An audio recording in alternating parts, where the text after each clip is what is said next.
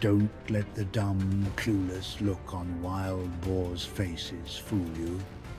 With their sluggish gait and lazy eyes, they might seem harmless, just stray animals wandering around in search of food. But the truth is far more dangerous. Beneath that foolish exterior lies a destructive instinct, fierce survival skills, and a level of stubbornness that can bring entire farms to ruin, especially when they travel in herds. Wild boars are mostly nocturnal. Under cover of darkness, they quietly slip through fences and hedges, then swarm into fields like a wave of destruction. They don't eat much, but their path of damage is relentless, rooting through soil for tubers, trampling young crops, ripping through rows of corn for a few scraps. Vegetable beds are flattened, bean stalks uprooted, and within hours, what was once a thriving field becomes a scarred wasteland. What's worse is they rarely come alone. One boar is a nuisance. 10 or 20 is a nightmare. They're smart, cautious, and hard to catch. Electric fences, noise alarms, even patrols can't always stop them.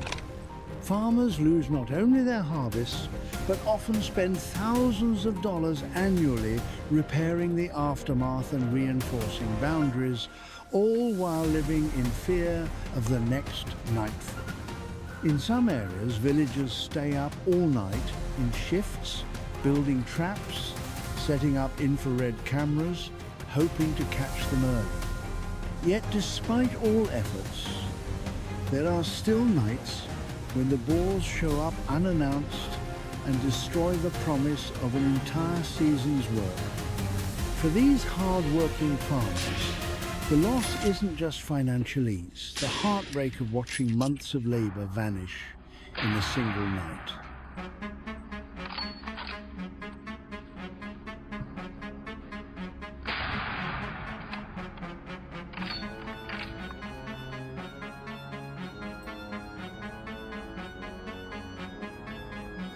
We set out just as the sun dipped behind the mountains, leaving the sky painted in a dull ash grey.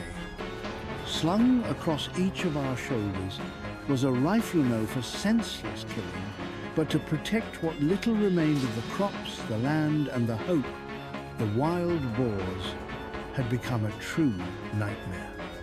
They didn't just tear up fields, they spread fear and despair across entire farming communities that depended on every stalk of corn, every row of vegetables, every root in the soil.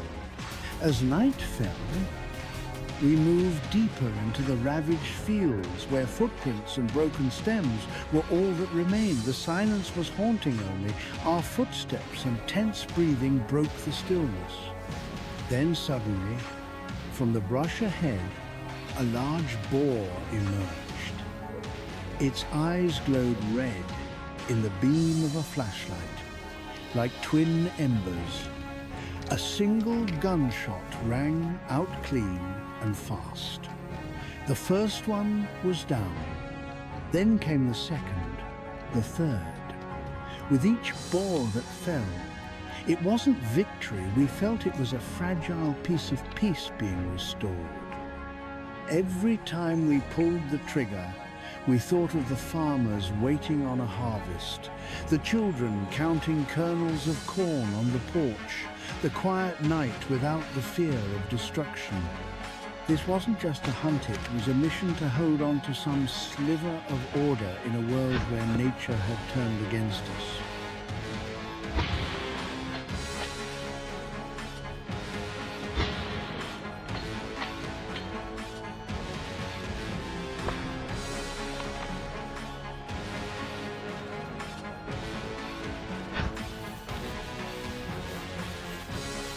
We moved on to another area, where fresh signs of wild boars were scattered across the damp soil. Uprooted dirt, small trees knocked over, deep hoofprints stretching in long rose-clear evidence that a large herd had recently passed through.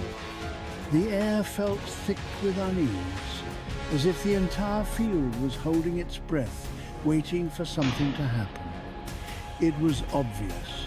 This area had more boars, larger groups, and likely more aggression. We split into smaller teams, quietly advancing into zones with the heaviest activity. Every step was calculated. Each movement, deliberate tone, careless sound, could scatter the herd in an instant. Eyes sharp, ears tuned to the faintest rustle. We listened to the wind and watched every shifting shadow. The fields had become a battleground in waiting, and we were the silent soldiers moving in before the chaos. No one spoke. We communicated only through glances and hand signals. Even the soft rustling of leaves made our hearts race. Though we had faced wild boars many times before, each encounter was different. These animals were growing smarter, more alert, and more dangerous. Still, we knew what was at stake. The crops, the land, and the families depending on us. We didn't back down, not now, not here.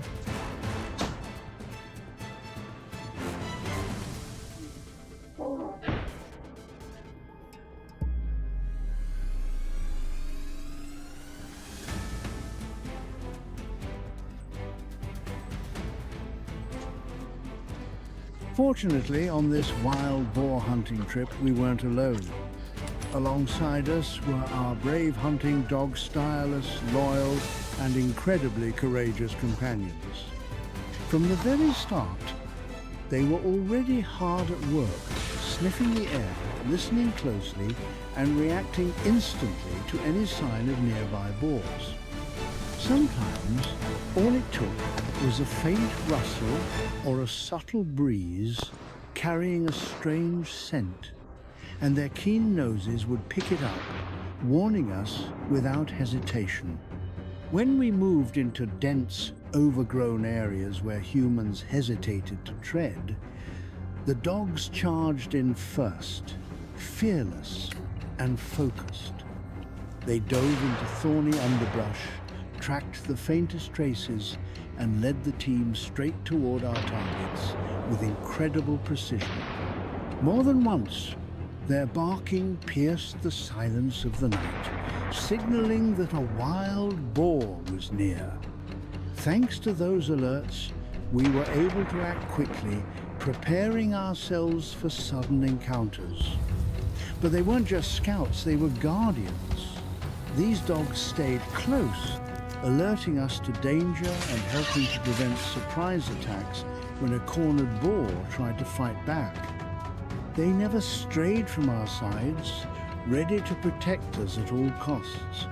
In the tensest moments, hearing their panting beside us gave us strength and courage to press on. Thanks to them, this hunt was not only more successful, but also safer and filled with a deep sense of teamwork.